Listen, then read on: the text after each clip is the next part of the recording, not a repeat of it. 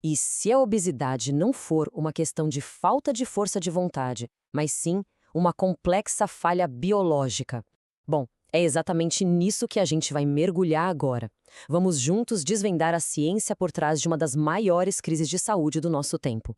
Para a gente ter uma ideia do tamanho do desafio, vamos começar com um número. Segundo dados de 2022 da Organização Mundial da Saúde, 1 em cada 8 pessoas no mundo vive com obesidade. Não é um problema isolado. É uma realidade global. E o que é obesidade, afinal, do ponto de vista clínico? A OMS define assim, repara bem nas palavras, anormal, excessivo, prejudicar a saúde. Isso já coloca a obesidade não como uma escolha de estilo de vida, mas sim como que ela é, uma condição médica. Certo. Agora, vamos entender como essa condição médica se tornou uma epidemia que não para de crescer. Olha, esses gráficos aqui não deixam dúvida. A linha de tendência sobe sem parar, tanto para homens quanto para mulheres. Para se ter uma noção, a obesidade em adultos mais do que dobrou desde 1990. Ou seja, é um problema que está se acelerando, e rápido. Então a grande pergunta é: por quê? Por que isso está acontecendo? A resposta, como a gente vai ver, não é nada simples. Envolve uma dança complexa entre a nossa genética, o ambiente em que a gente vive e, claro, nossos hormônios. E no centro de toda essa discussão está um conceito-chave: a homeostase. Pensa nela como o termostato do nosso corpo, sempre buscando o equilíbrio. A obesidade, na sua essência, é uma falha nesse sistema de autorregulação. O corpo simplesmente perde a capacidade de se ajustar, e é aí que a doença aparece.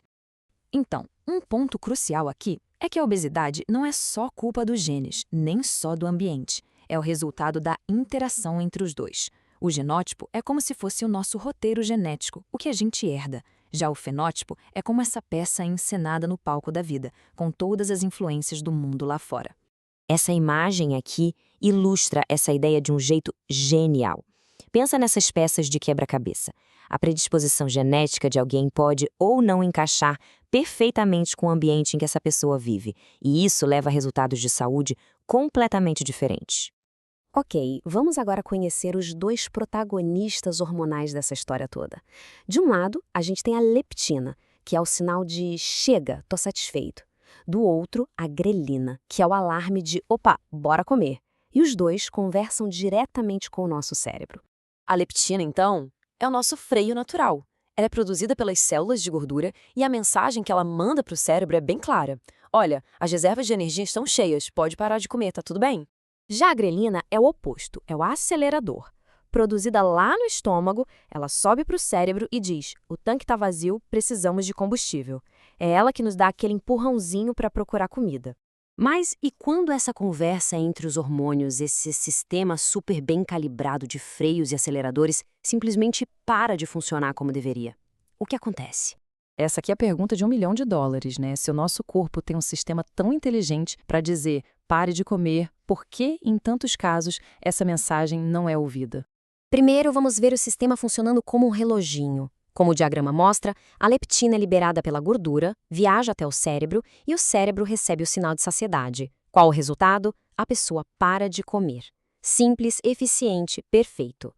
Agora, é aqui que a coisa desanda. Na obesidade, o corpo produz mais e mais leptina, mas o cérebro fica surdo. É como se alguém estivesse gritando num telefone com a linha cortada. O sinal de pare nunca chega ao seu destino e o corpo continua agindo como se estivesse faminto. E tem mais um detalhe fundamental: nem toda gordura é igual. A gordura que fica embaixo da pele é uma reserva de energia, mas essa aí, a visceral, que fica em volta dos órgãos, age como se fosse um órgão doente, bombeando substâncias inflamatórias que causam um estrago danado no corpo todo. As consequências dessa pane hormonal e dessa inflamação crônica são bem sérias. A lista de doenças ligadas à obesidade é enorme e afeta praticamente todos os sistemas do corpo, desde o coração e o metabolismo até o aumento do risco de vários tipos de câncer. Mas a história não acaba num tom pessimista, muito pelo contrário. Depois de décadas tentando entender o problema, a gente está entrando numa era completamente nova. Uma era em que finalmente podemos intervir com medicamentos nesse sistema que quebrou. O que começou como um tratamento para diabetes acabou virando uma verdadeira revolução. Os cientistas perceberam que, ao usar os medicamentos da classe GLP-1 para controlar o açúcar no sangue, os pacientes também perdiam muito peso. Isso mudou o jogo. E cada nova geração, da liraglutida para semaglutida e agora para tirzepatida, trouxe resultados cada vez mais espetaculares. E como é que eles fazem essa mágica? De forma bem simples, esses medicamentos basicamente aumentam o volume dos sinais de saciedade que o corpo já produz.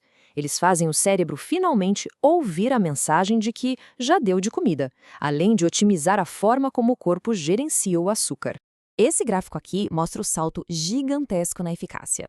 A gente passou de uma perda de peso mais modesta para resultados que, em alguns casos, chegam perto do que antes só era possível com cirurgia bariátrica. É, sem dúvida, uma mudança de paradigma no tratamento.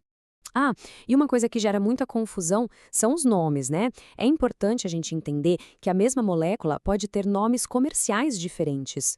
Um para quando a indicação é diabetes, outro para quando a indicação é obesidade. Mas, no fundo, o princípio ativo é o mesmo. Isso tudo nos deixa com uma pergunta muito instigante para o futuro. Entender e conseguir manipular a sinalização hormonal abre uma porta gigantesca para o tratamento da obesidade. A questão é, que outras portas essa mesma chave poderá abrir para outras doenças crônicas que tanto afetam a humanidade? O tempo vai dizer.